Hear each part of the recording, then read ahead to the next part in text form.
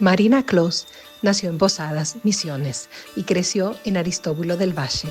Es licenciada en Letras por la Universidad de Buenos Aires y pronto se doctorará en literatura alemana. Ha publicado Tres Truenos, un libro de cuentos por el que obtuvo el Premio del Fondo Nacional de las Artes. Por Álvar Núñez, Trabajos de sed y de hambre, obtuvo el premio Angélica Borodiller. También publicó Monchi Mesa, Tascas Cromeda y La Despoblación. Fue finalista del Premio Finestres por la versión española de Tres Truenos y del Premio Ribera del Duero por Pombero. Marina tiene una narrativa muy particular, profundamente poética, que abreva en el folclore, la historia y las leyendas del norte argentino, y llena de fantasía con el ritmo de la naturaleza y las cadencias de distintas lenguas que atraviesan la nuestra. Pombero es un soplo creador entre lo fantástico y lo cotidiano. ¿Cómo entraste? ¿Cómo es tu historia de lectora? Por ejemplo, ¿cómo empezaste? ¿Qué empezaste a leer? ¿Qué te gustó? Eh, bueno, no, de muy chica siempre tenía como o sea, me gustaba la verdad tanto escribir y en el fondo también siempre era como bastante disciplinada. Eh, entonces como que por mucho tiempo, o sea, siempre pensé que iba a ser escritora y no solo pensaba, sino que escribía y así hacía como el trabajo, digamos. Y en un momento eso me pareció un poco terrible también, porque obviamente uno como que era una niña escritora, era como un poco un monstruo. Entonces, eh, en un momento en la adolescencia y tuve así como un cortocircuito y dejé de leer, dejé de escribir. eh, y bueno, y después así con el tiempo, como más eh, así adolescente, pero un poco más grande, volví lentamente y me di cuenta de que era lo que me gustaba y nada, como volví a empezar. Pero nada, tuve así una época de la vida en la que no leí nada, no escribía, como que me detestaba a mí misma, como ¿Pero a fue todo mi, esto, sí, fue que resultado de bullying o de críticas? No sé. puede ser, o sea, pasa que claro, yo como que vivía en un pueblo que o sea, no era una cosa social la literatura, no era una manera de socializar, digamos. Ujú. Era algo que hacía yo y no sé, y como muy perdidas personas y de grupos de edad que no tenían nada que ver con mi grupo, digamos. Entonces sí, era muy solitario. Y sí, me acuerdo que una vez, de hecho, como en un campamento que hicimos como de niños, yo llevé mis libros o llevé algún libro para leer mientras los otros estaban haciendo, yo qué sé, me puse a leer así en el campamento, era como en un camping así, y vino la señora, como la coordinadora, y me retó, me dijo que me vaya a jugar. Así que sí, no sé si bullying, porque tampoco era bullying, pero era un poco eh, no lo que se esperaba de mí, digamos, Ujú. Te esperaba que algo fueras a así. jugar a correr con los otros. Claro, sí, sí, o sea, a mí y como que en muchas situaciones así de mi infancia, que se nota que yo era como medio extraña, me pasaba esto de que todo el rato me daba cuenta de que no era, que yo estaba haciendo algo que nadie esperaba. Entonces era como una cosa así muy constante. Después me acuerdo, por ejemplo, que yo iba a la misa con mi oma, que como una parte de mi familia es alemana, entonces yo tenía oma y opa. Y iba a la misa con mi oma y iba medio porque ella no sabía dónde dejarme y me llevaba, pero ella no consideraba que yo estaba prestando atención.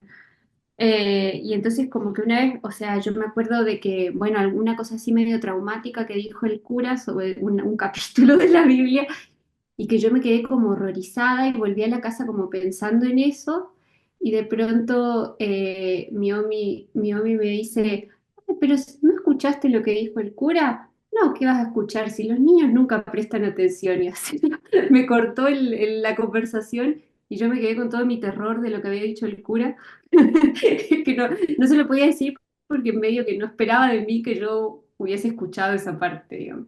Y capaz que Así escribiste que tu sí. primera historia de terror, entonces. Sí. Bueno, eso. Eh, bueno, no, sí era constantemente así. Y entonces en un momento se nota que yo dije, no, basta, quiero ser lo que están esperando que sea, o por lo menos probar. Y Ujú. obviamente eso tampoco funcionó. Así que sí. Bueno, lo bueno de todo eso Mm. es que después escribís cosas que los demás no esperan y son maravillosas. Bueno, yo creo que también me pasa mucho eso, que es como que para mí escribir era una manera de demostrar algo, como que algo que no estaban viendo, sobre todo. Así que sí, tiene un montón que ver con eso, con que nadie se espera, digamos, un montón de cosas que yo siento que estoy como viendo y así, que yo percibo y eso, las quiero contar. Quiero que quede en registro que yo me di cuenta, digamos. Así que sí, eso. Ujú. Y entonces Mm. después sí retomaste tu blueprint, decimos los psicólogos, ¿no? El camino que deberías haber llevado y que estaba marcado para vos supuestamente, y después te convertiste en profesora en letras o licenciada en letras. Sí, o sea, estudié letras me fui a Buenos Aires en realidad el primer año, como que yo me quería ir, en el fondo quería eh, estudiar algo que me permitiera irme, digamos. Entonces empecé primero cine porque era más raro estudiar cine en Misiones, digamos. Entonces empecé a estudiar cine, hice como bueno, no, o sea, empecé realmente como que no hice casi nada.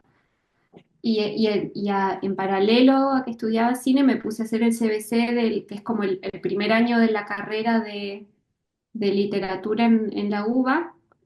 Entonces me puse a hacer como las dos cosas en paralelo y después obviamente fui dejando eh, Claro. cine y eso. Y me quedé en letras, que era como mi vocación. En el fondo sí era como una vocación hasta tal punto fuerte que en un momento como que me horrorizó un poco. Como, sí, como una cosa que Te era conmovió, demasiado. Ujú. te conmovió demasiado. Claro, sí, no, y como que también me cansó, era como eso, era como una cosa muy demasiado marcada. Ujú. Casi una imposición que yo me estaba, porque yo también era como muy disciplinada de chica, entonces como que me imponía cosas, como decir, no sé, por ejemplo, me gustaba hacer ballet, entonces decía, no, tengo que practicar puntas, y ahí como me ponía así, era como niña un poco eh, freak en ese sentido. Y entonces era muy así disciplinada y también con la escritura, entonces como que en algún momento me necesitaba distancia. Ujú. Y en esa época de las que retomás la lectura, la escritura, ¿cuáles fueron los autores que más te gustaron, más te sorprendieron, que más te marcaron?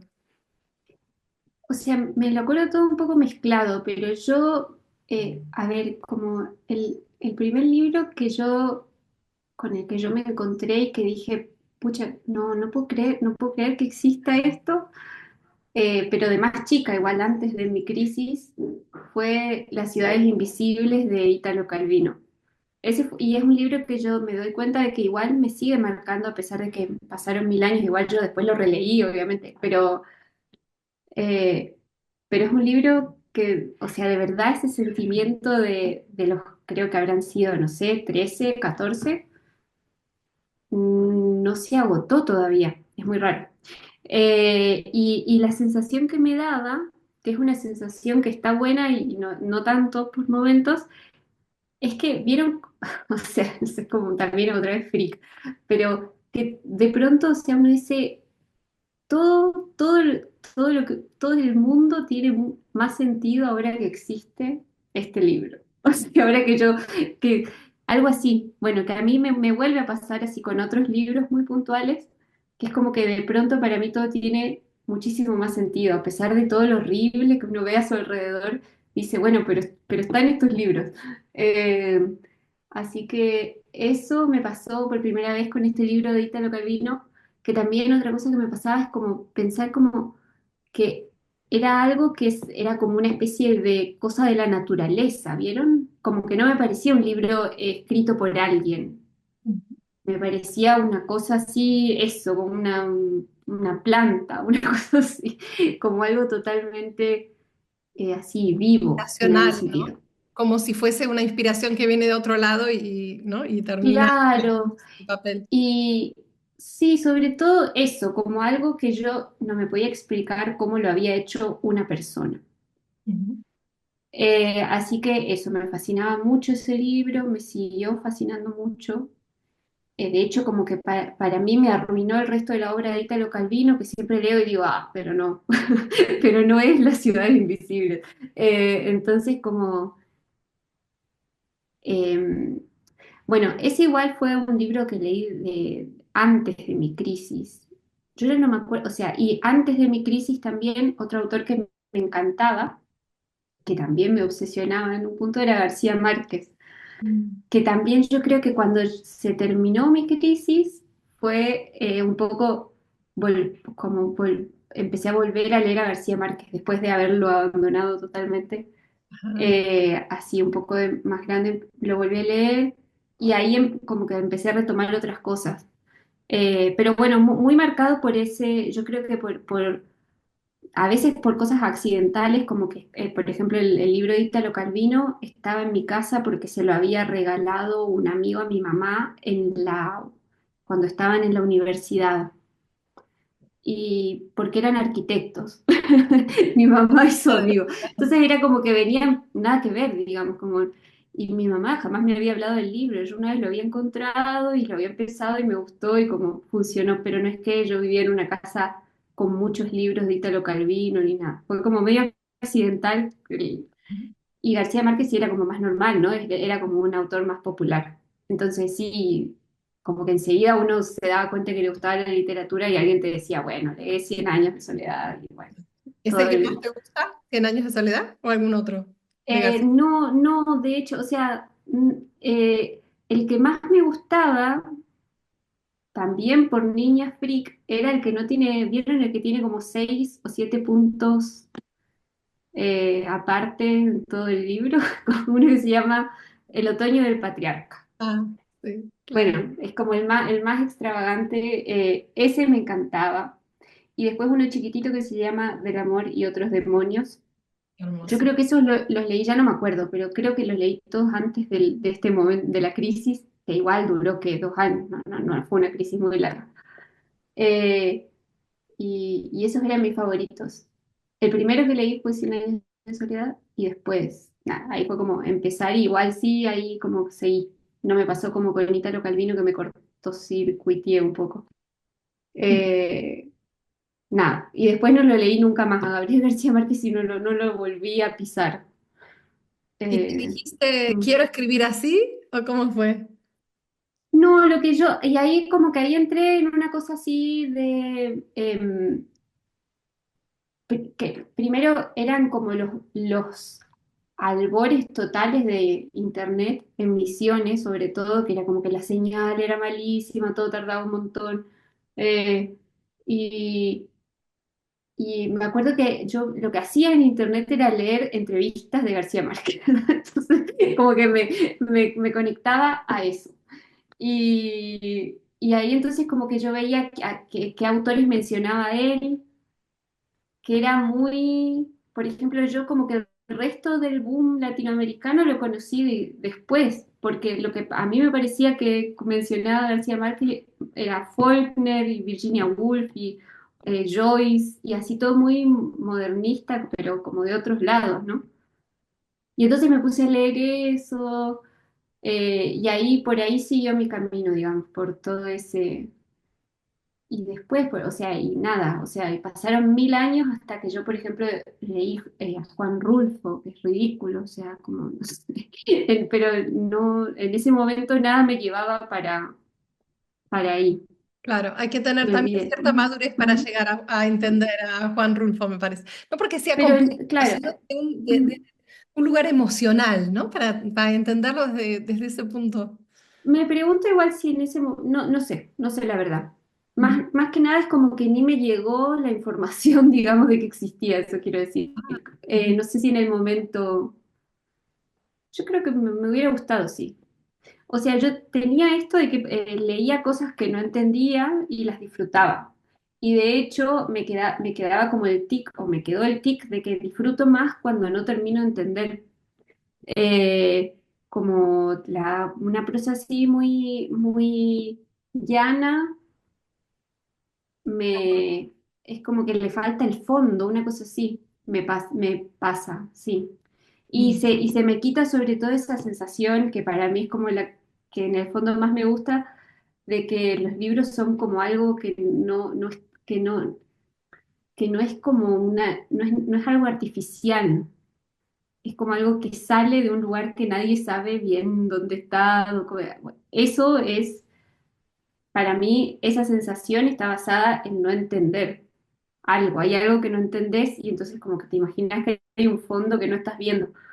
Eh, y un libro con una prosa muy llana y así, yo creo que no me pasa eso. O sea, me puede gustar el libro, pero No tiene profundidad mm, como para hacer ¿no? Ese salto, claro, ese abismo, eso que vos decís, ¿no? claro, sí, ese momento de que uno se asoma a nos, nunca sabe bien qué.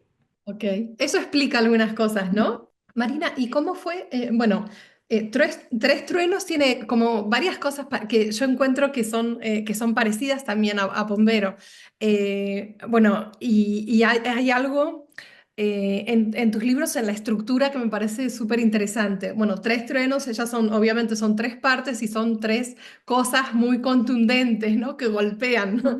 Creo que está súper bien puesto el título. Y Pombero, bueno, claro, es el título de una de las obras, ¿no? Que encontramos adentro, pero ese índice me parece ya una cosa muy, muy interesante. Me llamó muchísimo la atención Mm, y ¿cómo decir? Me ayudó después, claro, em, a unir, a hacer como, ¿no? Como ese hilado que has hecho, ¿no? Entre los cuentos, mm. a unir un cuento y el otro me pareció una idea original muy interesante. ¿Cómo surge el proyecto de Pombero? En realidad surge desordenado, o sea, surgen los cuentos por separado, y un poco, a veces hay cuentos que hasta en algún momento eran novelas, que al final como que les fui sacando pedazos hasta que se transformaron en cuentos. Eh, pero sobre todo, yo, o sea, así como que también un poco haciendo una especie de psicología de mí misma, eh, un poco me expliqué a mí misma por qué hice toda esta cosa del índice con Pombero, un poco a diferencia de Tres Truenos, y es que cuando yo publiqué Tres Truenos, eh, me pareció muy perturbador que a los lectores le parecía como que yo era algo de todo eso, ¿sí? Como que el personaje de tal era yo, o que Vos esto eras me la había pasado a narradora. mí, Ujú, claro, o bueno, también pasó esto de que, claro, ¿cómo voy a usar la voz de un enviado guaraní si yo no soy? Y como que apareció toda esta cuestión de la identidad entre la autora en este caso y los personajes, que me pareció muy perturbador. ujú. Yo la verdad es que no me lo había planteado, porque yo escribí ese libro totalmente segura de que no se iba a publicar. Como yo tenía como otras cosas escritas y no nada, o sea, yo las mandaba y las mostraba y nunca pasaba nada. Y nada, y escribía un poco sin pensar en el efecto o en qué función social podía tener lo que yo estaba diciendo. Entonces, fue un libro escrito así muy inconscientemente. Eh, Después también me pareció chocante, yo vengo de literatura, entonces para mí yo leo un libro y no pienso que eso es la realidad, ni pienso que eso tiene que ser la realidad, es como que para mí no, es un libro y es como un mundo aparte. Entonces me parecía chocante también que la gente se plantee que yo estaba hablando de la realidad, como que yo estaba no digo que no estaba haciéndolo, digo que me pareció chocante de pronto darme cuenta de eso, porque efectivamente uno siempre está hablando de la realidad, pero cuando lo hace en un libro, de pronto piensa que hay como una distancia. Bueno, la Pero no cuestión es que, estás escribiendo realismo, además, claro, pero muchas igual, o sea, a veces. mí por ejemplo, me llegaron a decir que yo, como que dieron por sentado que yo había hecho, por ejemplo, la historia de Cuñataí a Sí, partir de una grabación. de una grabación de una persona que me contó todo eso. Y como que no, entonces era como, siempre era muy, muy terrible decir no, o sea, yo me siento todas las mañanas, escribo y esto es lo que sale y no sé cómo explicarlo, o sea, no, no Julieta, es, está tan bien hecho el registro, está tan bien logrado el registro, que quizá por eso da esa sensación, porque claro, da mucho la ¿no? sensación, Tiene pero mucho la oralidad, ¿no? mm, Esos, esos errores de la oralidad, mm, ¿no? Que en la escritura uno claro. corregirlos, pero bueno, en tu escritura está siempre esta cosa, ¿no? Esta Yo plasticidad. igual nunca lo pensé, o sea, lo que para mí era perturbador es que yo nunca pensé que estaba engañando a alguien. Para mí yo siempre estaba escribiendo un libro que era literatura y que nunca era realidad, era literatura, o sea, no era testimonio.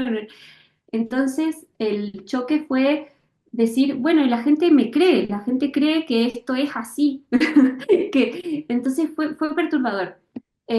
Entonces lo que yo hice en Pombero, que al principio uno piensa, otra vez están estas voces en primera persona que generan como esta cosa de realidad y de testimonio, y entonces lo que yo traté de hacer en el título es decir, no, no, no, o sea, no, esto no es, esto no es realidad, esto no es testimonio, esto es todo el tiempo una persona que soy yo escribiendo todo esto.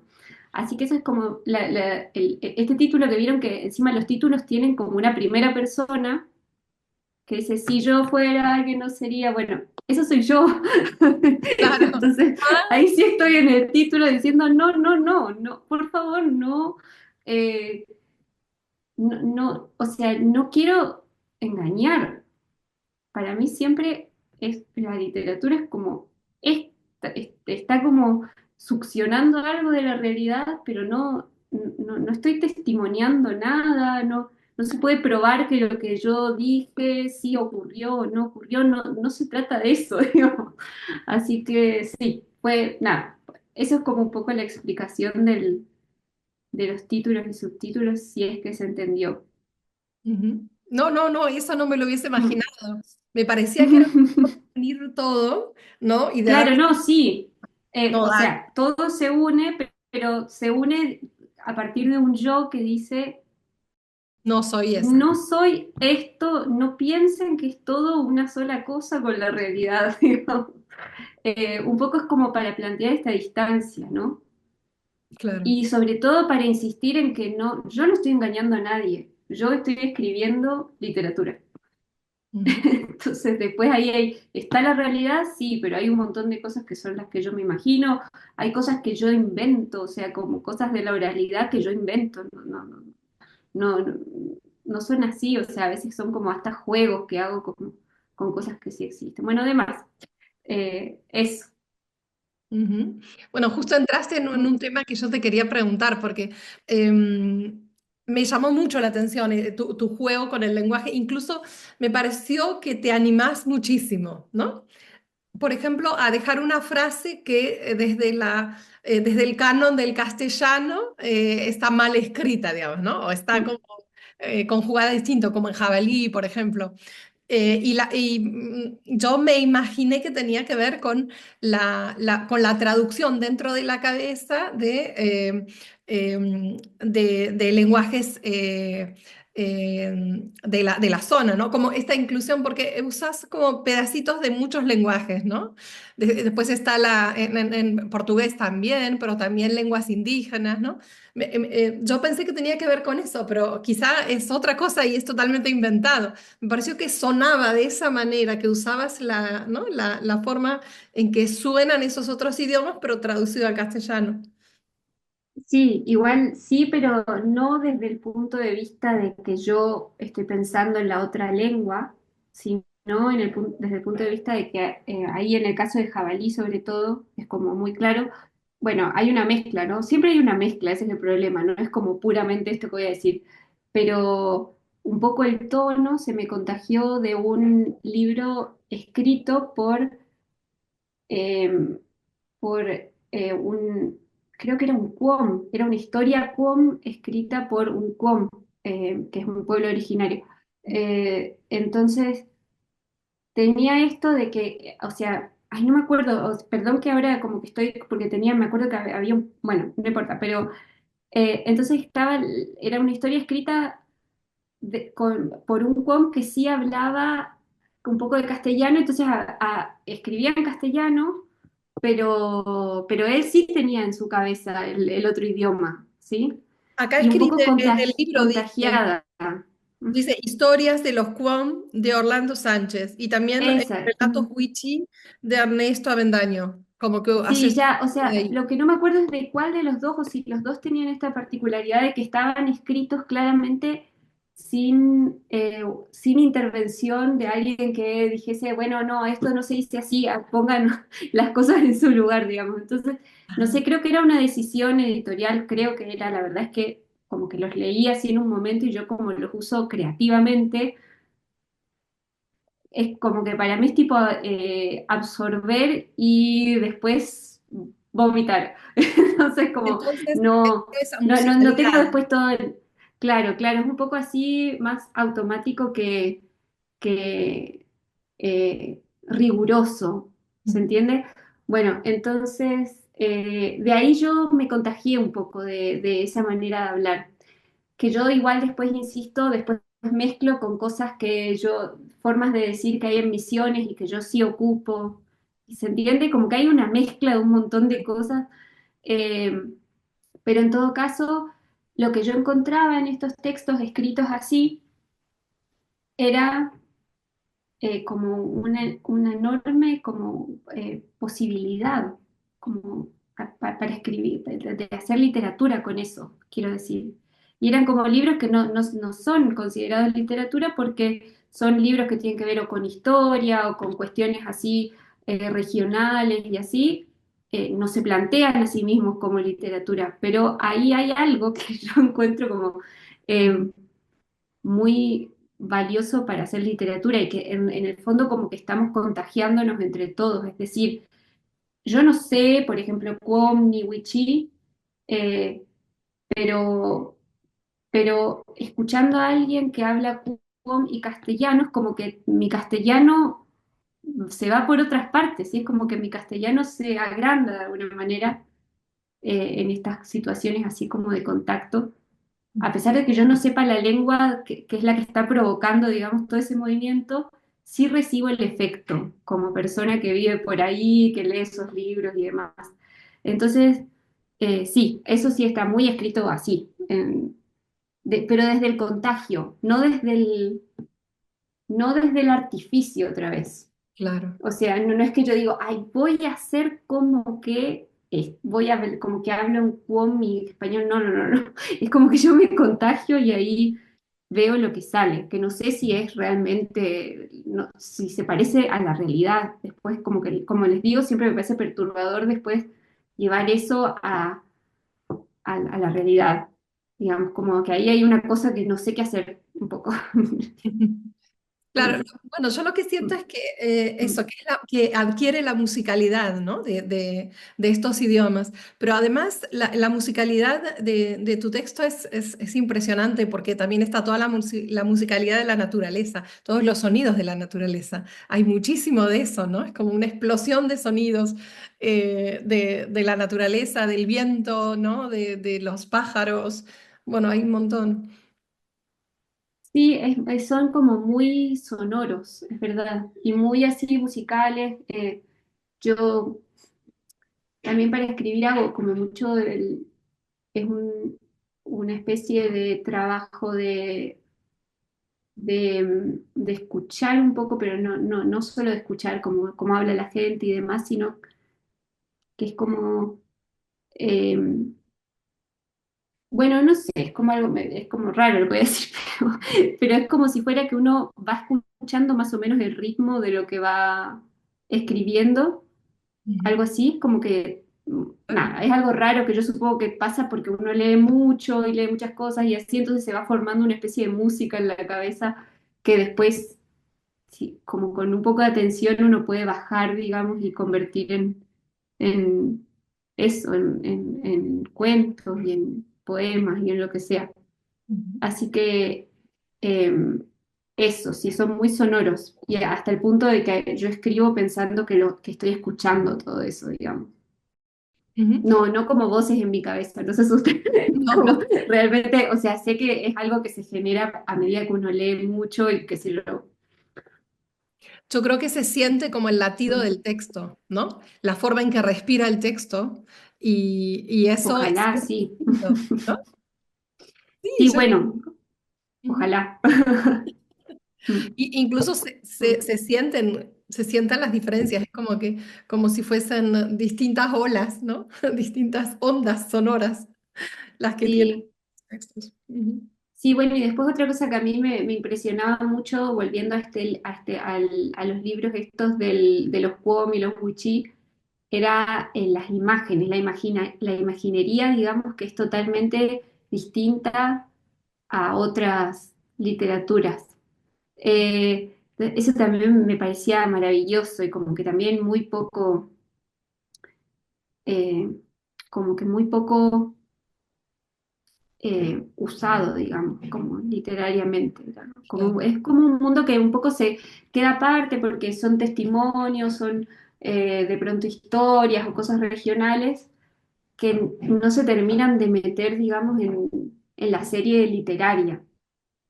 Pero yo quisiera que se metan, sí, digamos. Esa es como Le mi dan voz a eso. apuesta. Claro, como que todo eso sí, sí, sí es parte, digamos, de un discurso que puede ser literario.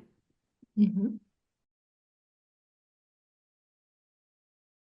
Bueno, o sea, como les venía contando, a mí me pasa mucho que tampoco sé qué significan las cosas cuando las escribo y es un poco una cosa, una reconstrucción. Es, como les decía esto, que yo hice esto de los subtítulos y después dije, ah, ahora entiendo por qué lo hice, pero primero hago, digamos. Entonces la telaraña yo creo que al principio apareció más bien así, como algo que apareció solo, digamos. Eh, Justo, o sea, a mí después nunca le busqué mucha explicación en ese caso, pero siempre me hace pensar mucho como en cuentos alemanes. Esos cuentos, bueno, como no sé,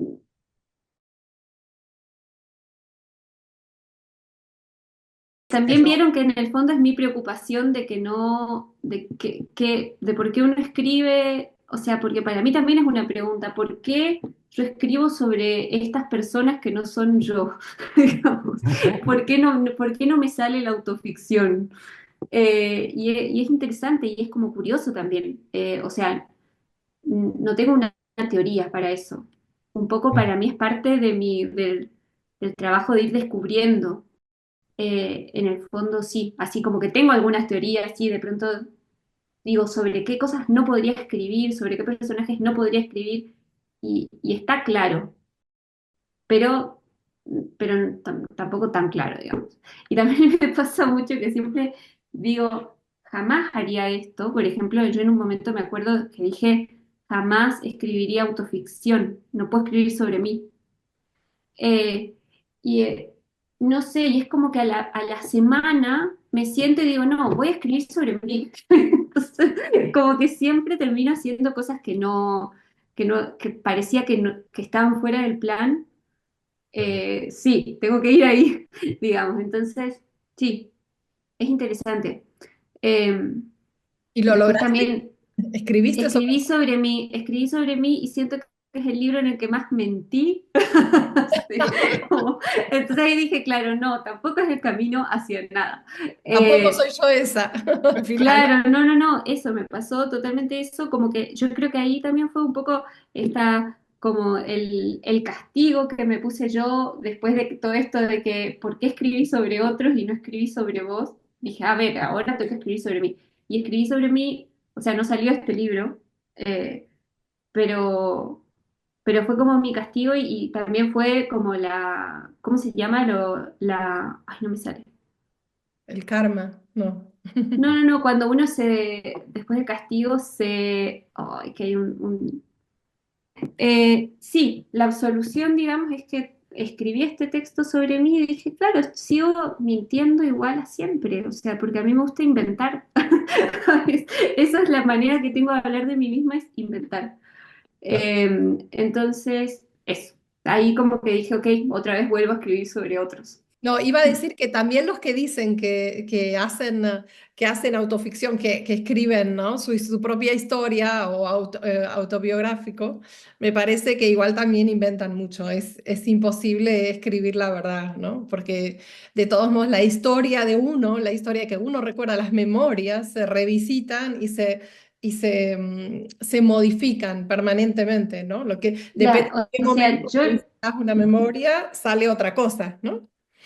claro, bueno, está eso y también está el tema de que cuando uno escribe sobre uno mismo, o sea, indefectiblemente la mayoría de las personas nos queremos a nosotros mismos.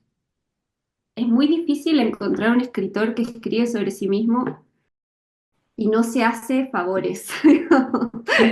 Es como que es muy difícil.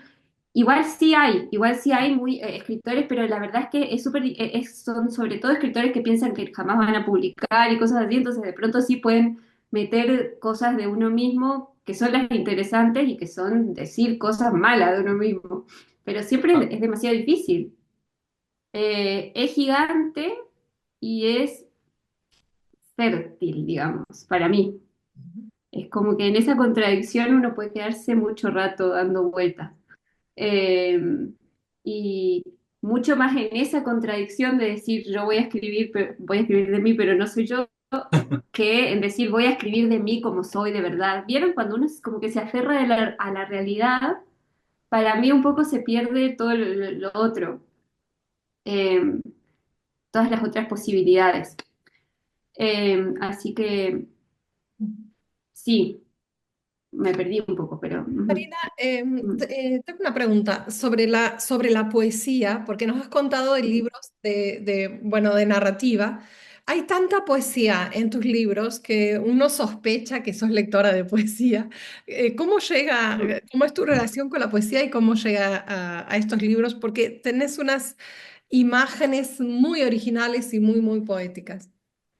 Sí, o sea, siempre yo tuve también así, después de mi crisis con la literatura, creo que lentamente, no, bueno, leí algunas cosas, pero después, cuando me fui a la facultad, me acuerdo que 18 19 años, me puse a leer solo poesía, solo leía poesía. También me empezó a dar mucha curiosidad aprender idiomas, y entonces también a veces era un poco accidental, ¿no? Como lo único que conseguía en que tuviese dos idiomas era poesía, ¿vieron? Porque se suele publicar como bilingüe. Ujú. Entonces de pronto me ponía a leer mucha poesía, un poco por el accidente de que me gustaban los idiomas. eh, y eso, y un tiempo leí mucha poesía y después no.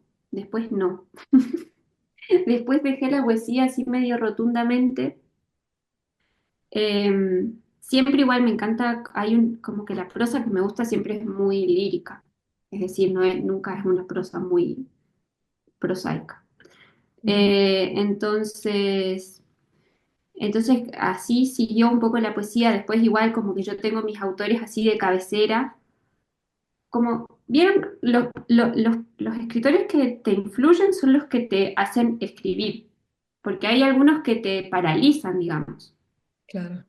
que como no sabes qué hacer con eso, digamos. Ujú. Y entonces, de los que más me hicieron escribir, están estos dos que son poetas, que son Francisco Madariaga, que es un correntino, un argentino de la provincia de Corrientes, aviso para los que están como con menos referencias, eh, que es casi muy surrealista y demás, pero un poeta actual, se murió en el 2000 y pico. Y después Marosa Di Giorgio, la poeta uruguaya, que no Ujú. sé qué si la... Bueno, ella también es como alguien que me da muchas ganas de escribir. Ujú. Es como, yo creo que a veces, vieron cuando a mí me sirve un montón para ponerme a escribir, leer así un pedacito de algo antes. Sí. Y Marosa siempre es como que sí, ahí sí, por ahí se puede ir, digamos. Entonces sí, estos dos poetas, yo creo que igual los leí sobre todo, no, después los releí. No, sí, bueno, esos son como lectura permanente.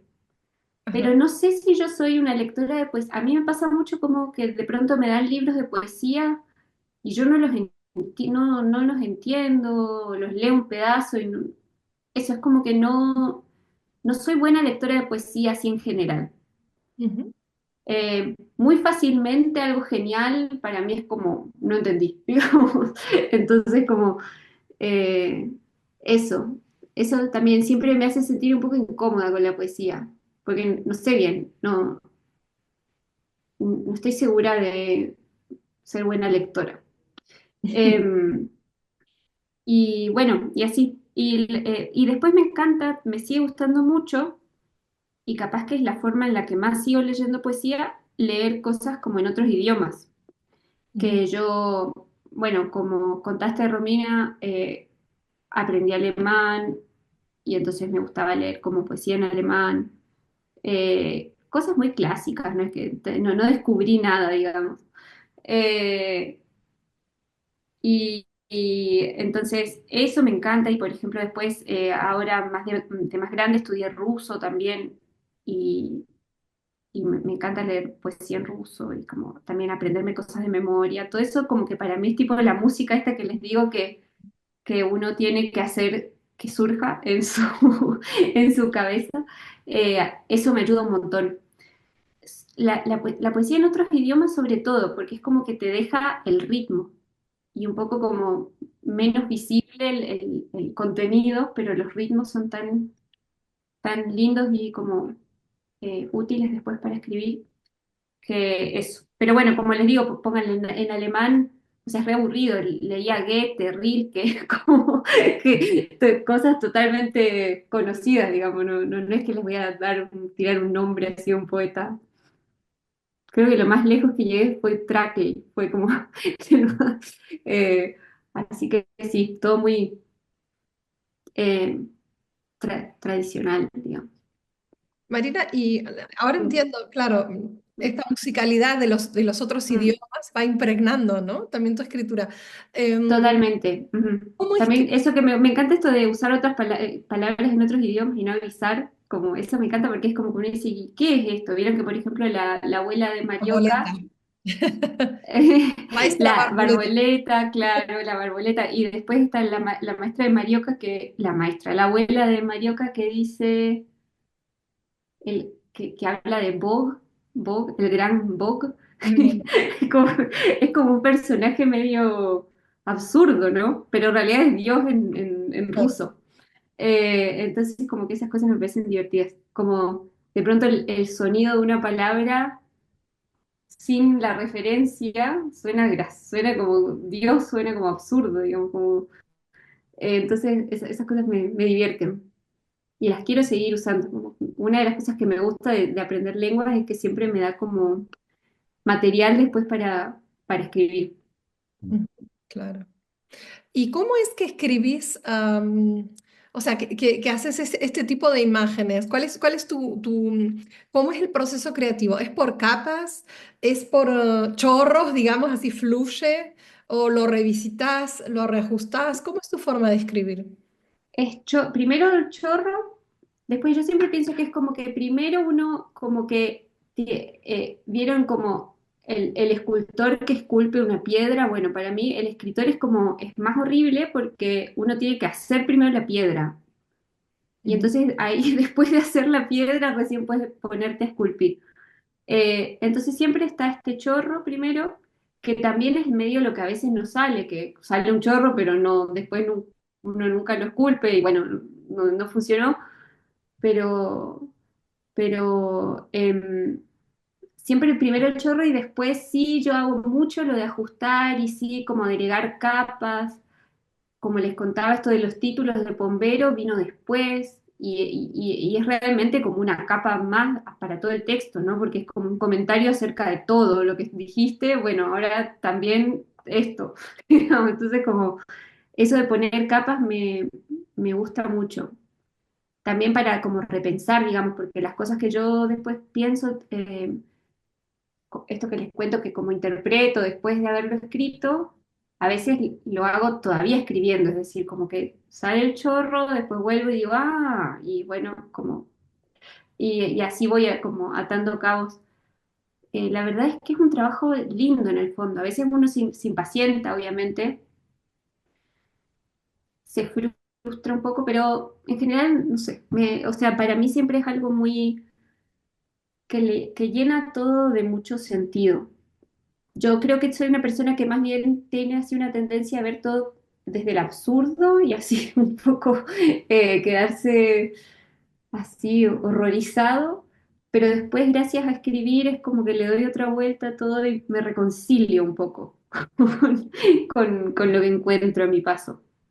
Es como que al esculpir Eh, ¿no? La mm, piedra vas mm, encontrando nuevos significados en lo que escribes. claro, Ajá. sí, sí, sí, sí, sí. Sí, también como que voy viendo por qué estoy escribiendo eso. Siempre me doy mucho espacio a escribir lo que venga, digamos, eh, y después pienso un poco, bueno, ¿por qué estoy escribiendo esto? Porque si no, como que uno bloquea, si uno ya desde el principio, no sé, como a veces tengo un amigo, por ejemplo, que me dice, bueno, no, esto en realidad es como una pregunta que me hicieron, me hizo un agente una vez, que es, ¿cuál es tu proyecto literario? Ujú. Es como decir el proyecto a mí siento que me saca toda la curiosidad, o sea, porque lo que yo quiero saber es qué voy a hacer, entonces si voy a tener ya el proyecto hecho, o sea, no voy a querer hacerlo. Entonces, sí, va mucho, mucho más por el lado de la curiosidad, de como ver qué va a salir finalmente. Eh, y sí, y menos por el lado del plan o del, claro, como de la agenda, vieron que como que uno, Claro. obvio, o sea, hay escritores muy buenos que tienen una agenda que dicen, bueno, lo que yo quiero decir es tal cosa. Bueno, eso yo no lo tengo y me da como escalofríos pensar en una, como que si me van a preguntar mi agenda, no, me voy porque es como que voy a dejar de escribir si descubro mi agenda, Es como algo tener así. una caja, ¿no? Te dan la caja y vos tenés que llenarla y eso a vos te limita, ¿no? Claro, y aparte también me pasa que en el fondo a mí como lo que me da ganas de escribir, el motor creativo es siempre algo que está, o sea, como les digo, cuando yo dije, no, escribir sobre mí jamás, pero ahí se prendió como la lamparita de, pero ¿por qué? Escribí, a ver qué sale, qué hay. Y entonces eso me da mucha curiosidad y así eso es lo que me da ganas de escribir, digamos. No saber qué va, por qué, qué va a salir, digamos. Es lo que me va... Sí, todavía no hice eso, todavía no escribí sobre alguien que me caiga mal. De hecho, ahora pensándolo un poco mejor, tenía como ese plan, porque yo estaba escribiendo una novela, como que yo también van mutando las cosas, ¿no? Que tenía una cosa escrita y de pronto me acordé igual de aspectos como muy desagradables de mí cuando era chica, de cuando era como adolescente. Em, y como que un poco me puse a escribir sobre un personaje que era así, como mis cosas desagradables no de adolescente, medio de niña, así, un poco ñoña. Y ahí como que entré en una cosa así con esto de escribir sobre alguien que me cae mal, que también era yo misma, pero no me salió. Ahí hay algo, pero bueno, hay que ver, tengo que seguir trabajándolo. A mí siempre me da muchas ganas de hacer un libro que no sea, bueno, que no sea normal, digamos, que sea un poco un experimento. Ujú. Y claro, por ejemplo, Calvino sirve un montón, porque incluso en Las ciudades invisibles uno dice, ok, una novela, no, no sé si es una novela, es como un montón de relatos juntos y al mismo tiempo está este otro relato de Kublai Khan y Marco Polo que va como haciendo un marco, no sé, es hermoso. Pero no es una novela. Y es Hay algo como, híbrido en eso, ¿no es cierto? En esa estructura, en esa forma de desarrollo. sí, sí, y un poco, sí, como que parece que eh, si uno piensa como que voy a escribir una novela, sí es como más escribir, hacer un objeto. Y a mí siempre me da como esta fantasía de hacer algo que no sea un objeto, que sea, como les digo, esto como una planta, que sea como una especie de ser vivo, digamos. Eh, entonces, nada, no quisiera que sea una novela, quisiera que sea algo como más deforme, eh, con más posibilidades, digamos. Menos estructurado. Claro. Ujú. En Jabalí sucede algo con el tiempo, ¿no? ¿Qué Eh, pasa con el tiempo? ¿Por qué me parece, tengo la sensación de que el tiempo en este cuento es relativo, que se juega como a muchos tiempos a la vez? O sea, hay memorias muy antiguas, ¿no? Se cuentan, está la historia también del narrador que es más actual, ¿no? Pero me parece tuve esa sensación de que era como relativo, el relativo a la noción de tiempo. yo, o sea, mi recuerdo es más como, es, en un punto es como contar una especie de historia, hacer una especie de historia general a partir de una sola voz. Ujú. Eh,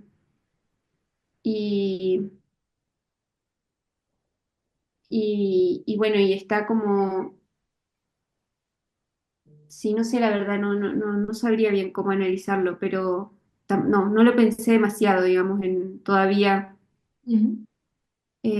Pero sí seguro hay como esta cosa de una historia que, que, de un cambio o una historia como cíclica, ¿vieron? Pero no sé bien cómo Claro, funcionaría. O eso. sea, eso es lo que me parece que podría estar ahí. Ujú. Eh, ¿Cómo se llama lo contrario a cíclico? Uni- em, Lineal, Lineal, una historia lineal. lineal y una historia... Ok. Bueno, sí, hay, pero la verdad es que nunca lo pensé muy, con mucho detenimiento, entonces no sé bien qué decir.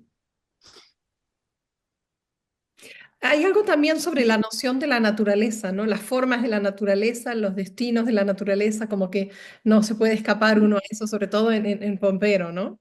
El Pompero quisiera hacer otra cosa, ¿no? Comportarse de otra manera, Hmm. pero al final termina siendo lo que es. Eso me llamó la atención porque es un poco lo que vos dijiste al principio, ¿no? Al final volví a mi naturaleza, ¿no?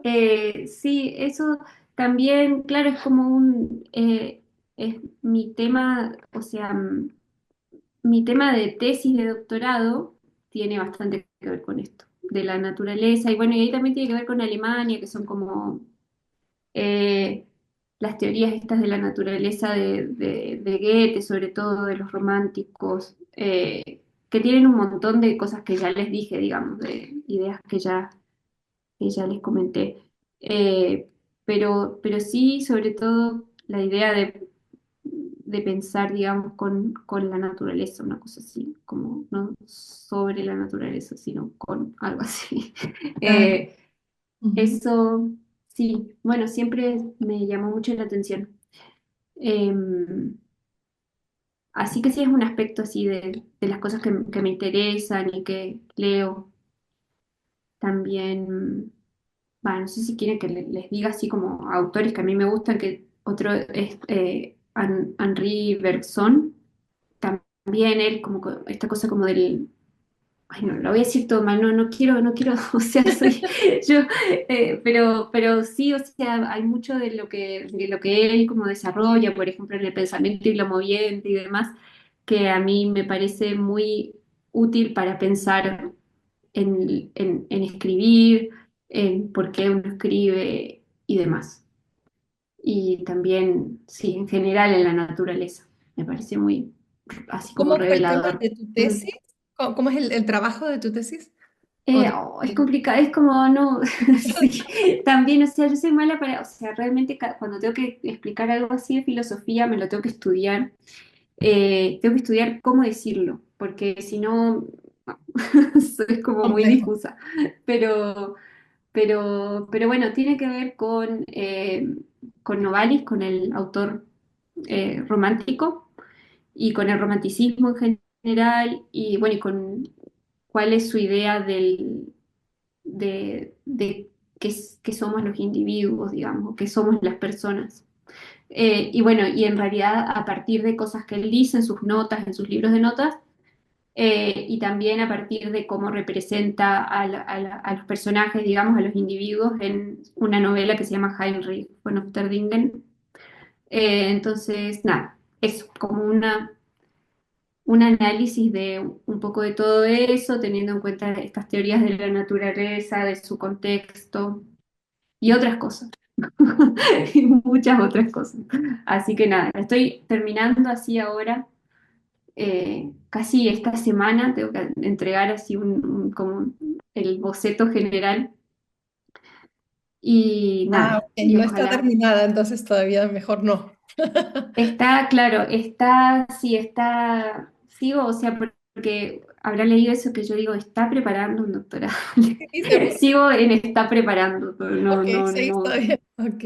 Mm. Y bueno, parece que sos muy valiente a la hora de cortar, ¿no? Y de tirar lo que has escrito y de empezar, ¿no? Igual Reescribir. me cuesta, pero como una vez que uno se da cuenta de lo bien que hace cortando, eh, ahí como que se anima. Pero la verdad es que muchas veces es doloroso. A mí me pasa, por ejemplo, con esta novela que les contaba que yo un poco estaba pensando en cosas feas de mi adolescencia, de mí, eh, siempre digo, tengo que volver a escribirla porque como está no sirve y no me sale. Y o sea, hay como, otra vez como que la empiezo y digo, bueno, volver a escribir y no la escribo otra vez y como que la vuelvo, bueno, y así.